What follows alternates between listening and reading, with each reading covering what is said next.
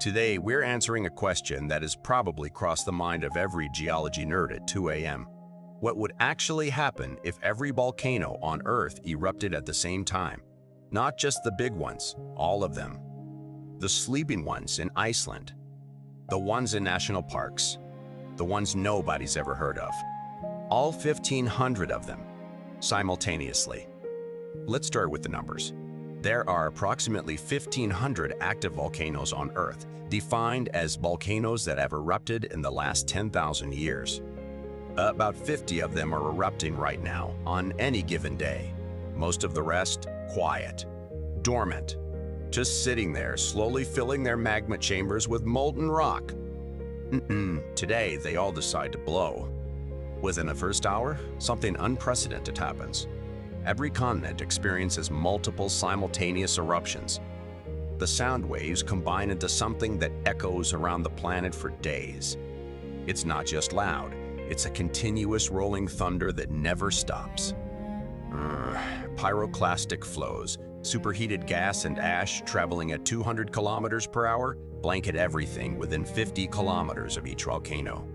These flows are denser than air. They don't flow around obstacles. They flow over them, crushing, burning, burying. In the first 24 hours, approximately 4 billion people within these zones are simply gone, not displaced, not injured, gone. By hour 6, something even worse begins. All these eruptions combined produce an ash cloud that rises 16 kilometers into the atmosphere. That's into the stratosphere. This isn't like a regular volcanic winter. This is total coverage. The sky turns gray, then dark, then black.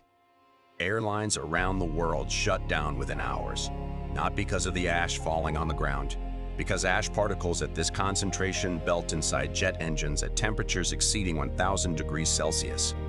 Every plane in the air makes an emergency landing. Every plane on the ground stays there. Without sunlight, photosynthesis stops within days. Plants don't just stop growing, they begin to die. Not because of cold yet, just because they can't make food. In the first week, all leafy crops die. Grain crops follow. Fruit trees survive a bit longer, but they're not producing new fruit. The global food supply chain begins to collapse. Not in months, in weeks. After 1 month, the temperature has dropped by 15 degrees Celsius globally. This is volcanic winter, and we've seen it before. The 1815 eruption of Mount Tambora caused the year without a summer in 1816.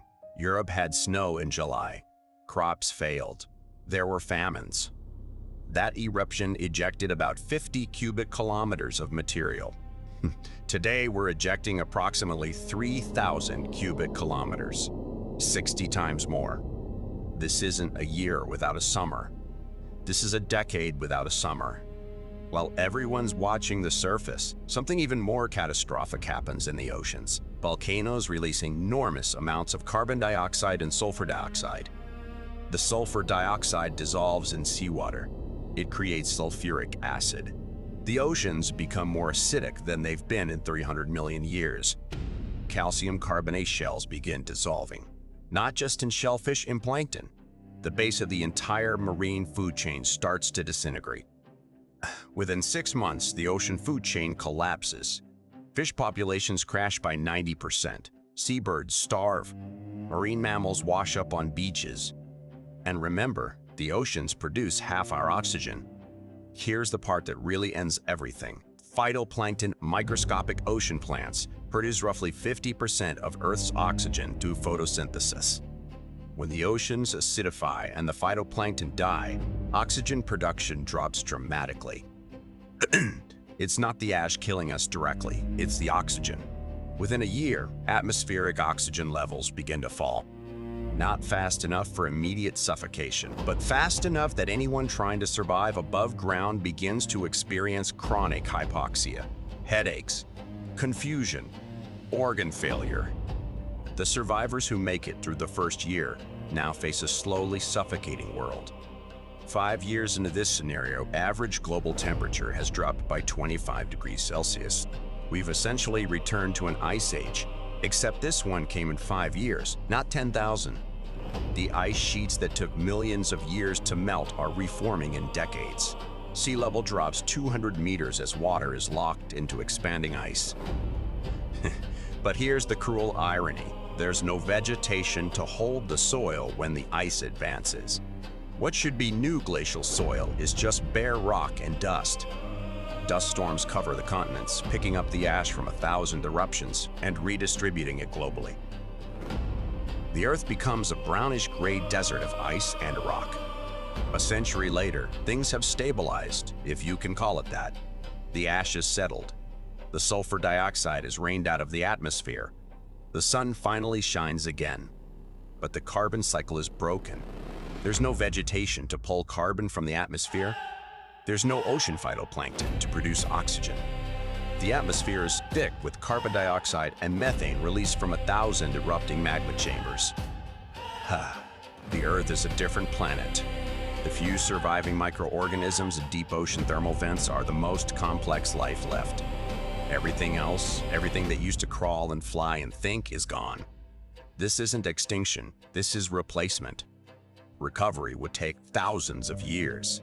Maybe tens of thousands. The seeds of new life would have to come from deep underground, from places the ash and acid couldn't reach.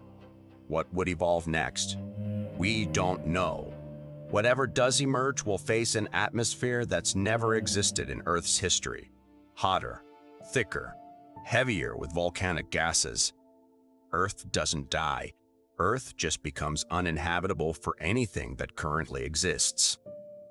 So to summarize, every volcano on Earth erupting at once would be approximately 4 billion deaths in the first day, civilization within a week, food supply within a month, ocean life within a year, complex life within a decade.